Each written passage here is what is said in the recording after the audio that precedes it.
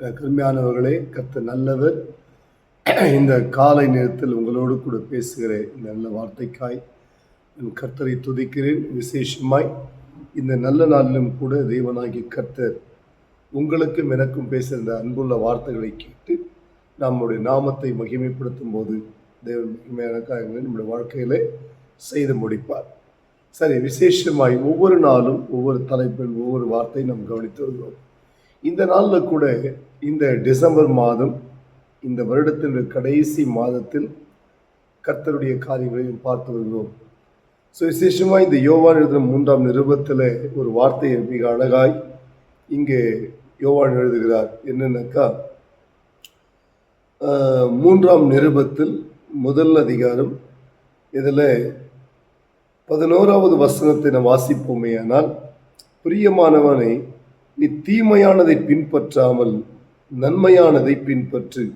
நன்மை செய்கிறவன் தேவனால் உண்டாயிருக்கிறான், தீமை செய்கிறவன் தேவனை காணவில்லை. என கருமையான தேவனுடைய பிள்ளைகளை பாருங்கள், மிக அழகாய் கர்த்தருடைய வசனம் சொல்வது, நீ தீமையானதை பின்பற்றாமல் நன்மையானதை பின்பற்ற வேண்டும். தீமை செய்கிறவன் தேவனை காண்பது கிடையாது, ஆனால் நன்மை செய்கிறவன் அவன் தேவனால் உண்டாயிருக்கிறான் என்று வேதம் சொல்லுது. கருமையான கர்த்தருடைய ஜனமே, நீங்களும் நானும் தெய்வத்தை காண்கிறபடியால், தெய்வத்தோடு இருக்கிறபடியால், தெய்வத்தை ஆராதிக்கிற பிரியமான இருக்கிறபடினால், ஆக நாம் நன்மையானதை பின்பற்ற வேண்டும் என்று வேதம் சொல்கிறது. வாழ்க்கையில கஷ்டங்களும் பிரச்சனைகளும் போராட்டங்களும் உபத்திரவங்களும் ஏராளமாய் வந்தாலும் அந்த உபத்திரவத்திலிருந்து விடுதலை கொடுக்கிற தேவன் நம் பட்சத்தில் இருக்கிறார். ஆகவே நீங்கள் ஒன்றுக்கும் கவலைப்படாமல், தேவனாகிய கர்த்தர் எதை செய்தாலும் அவர் நம்முடைய நன்மைக்காகவே செய்வார் என்பதை மாத்திரம் நாம் சரியாய் புரிந்து கொள்ள வேண்டும். நம்முடைய வாழ்க்கையிலே தேவன் செய்கிற நன்மைகளைப் போல் இந்த உலகத்தில் எவரும் நமக்கு செய்ய முடியாது. ஆகவே நாம் ஒவ்வொரு நாளும் நன்மையை பின்பற்றுவர்களாய், நற்காரியங்களை செய்கிறவர்களாய், தேவனுக்கு உகந்த காரியத்தை செய்கிறவர்களாய், தேவனுக்கு உகந்த காரியத்தை பேசுகிறவர்களாய், தேவ சித்தத்தை அறிந்து செயல்படுவர்களாய், தேவ சித்தத்துக்கு ஏற்றபடி வாழ்கிறவர்களாய் நம்மை நாம் அர்ப்பணிக்கும் போது அவர் நமக்கு வேண்டிய சகல காரியத்திலும் அவர் நன்மையை செய்து நம்மை ஆசீர்வதிப்பார். அல்லேலூயா. அந்த கருமையான தேவனுடைய என் நண்பு சகோதரனே, சகோதரியே, கர்த்தருடைய பிள்ளையே, ஒரு வாழ்க்கையில ஒரு நன்மையை தேவன் கட்டாயம் செய்வார். பட் ஒன்று, நாம் தெய்வத்தோடு நடக்கிற போது, நாம் நன்மைகளை செய்யும்படி நிச்சயமாக நம்முடைய உள்ளத்தில் மிகப்பெரிய காரியங்களை கற்றுக்கொண்டு வருவார்.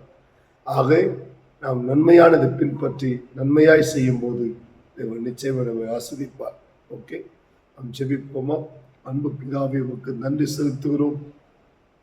என்னோடு இணைந்து ஜெபிக்கிற இந்த பிள்ளைகளுக்காக ஜெபிக்கிறேன். ஆசீர்வதிங்க அப்பா. நன்மை செய்கிறவன் அவன் தேவனால் உண்டாயிருக்கிறான். ஆண்டவரே, நீங்கள் தீமையானதை செய்யாமல் நன்மையானதை செய்யுங்கள் என்று சொல்லிக் கொடுத்தேன். இந்த வார்த்தையின்படி ஆவிக்குரிய மக்களாகிய நாங்கள் உமக்கு ஏற்ற காரியம், உமக்கு பிரியமான காரியங்களை செய்து உம்மை மகிமைப்படுத்துவதாய் மாற்றும். இப்படி செய்வதற்காக நன்றி.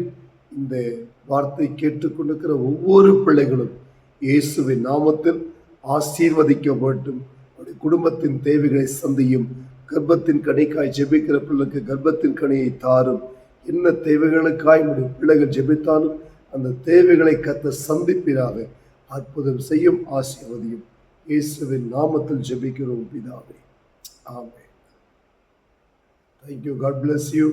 கர்த்தர் நல்லவர். அநேகருக்கு சொல்லுங்கள், கர்த்தருடைய நாமம் மகிமைப்படும். ஒரு வாழ்க்கை நன்மையான தேவன் கட்டாயம் செய்வார்.